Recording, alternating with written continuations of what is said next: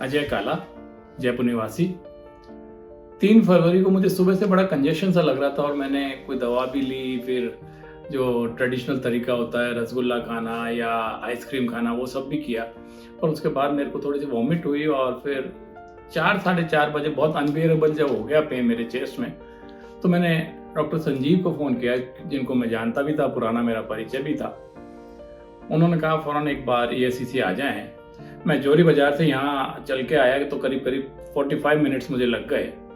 और मैं जैसे ही लेकिन यहाँ पहुँचा, डॉक्टर संजीव ने नीचे इंस्ट्रक्शन दे रखे थे मेरे नाम से कि अजय काला जी आएंगे और उनको अटेंड कर लें।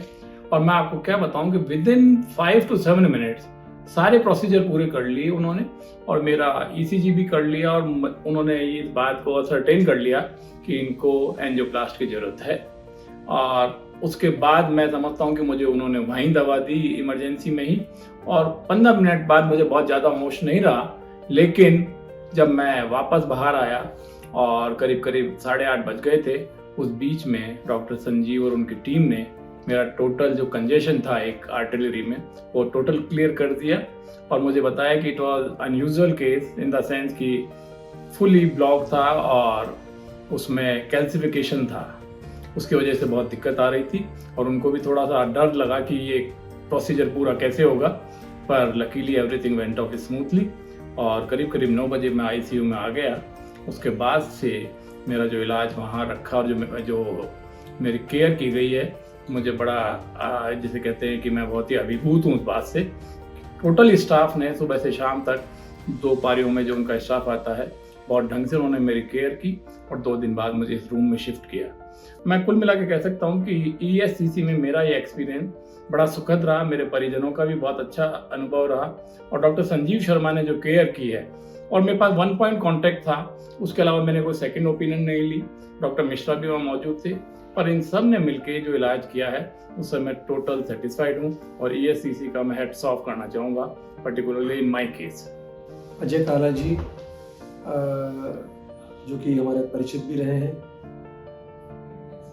इनको सुबह से ही थोड़ा चेस्ट में डिस्कम्फर्ट, अनइजीनेस फील हो रही थी, जिसको कि उन्होंने माना कि गैस बन रही है या फिर एसिड का डिस्कम्फर्ट है। और उन्होंने कुछ देसी नुस्खे जैसे ली भी ली है, लेकिन उनको उसमें आराम नहीं मिला। जब अनइजीनेस बस बढ़ती गई और काफ़ी डिस्कम्फर्ट हुआ, तो उन्होंने बाय इवनिंग मेरे को कॉल किया और बताया कि मेरे को ऐसा फील हो रहा है, चेस्ट डिस्कम्फर्ट हो रहा है और मेरे को नौजिया भी हुआ और इसमें रिलीफ नहीं हुआ। अब जब एक बार एज आपकी 60 प्लस हो और इतना अनइजीनेस फील हो, और ऐसा जो अनइजीनेस और गैस का जो फॉर्मेशन है पहले कभी फील नहीं हुआ, तो इसमें हमेशा हार्ट का इवेंट का हमारे को सस्पिशन होता है, हार्ट अटैक का।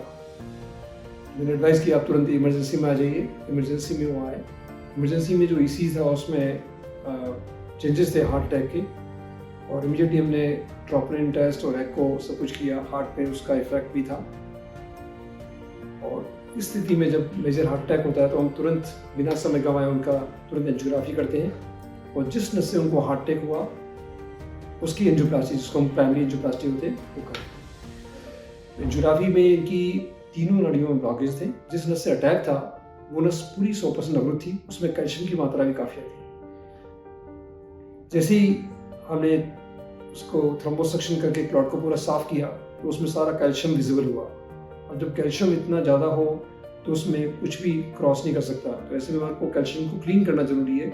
इसके लिए रोटाब्लेशन टेक्निक, जो कि हमारा मेन है एक्सपर्टीज और रेगुलर हम जो करते हैं, उसमें रोटाब्लेशन के द्वारा जिसमें डायमंड बर होता है, कैल्शियम को पूरा क्लीन किया। और यूजुअली हार्ट अटैक की सिचुएशन में ये कैल्शियम क्लीनिंग प्रोसीजर और भी ज़्यादा रिस्की होता है, लेकिन क्योंकि बहुत आवश्यक था, उसको कैल्शियम क्लीन किए बगैर स्टेंट नहीं किया जाता।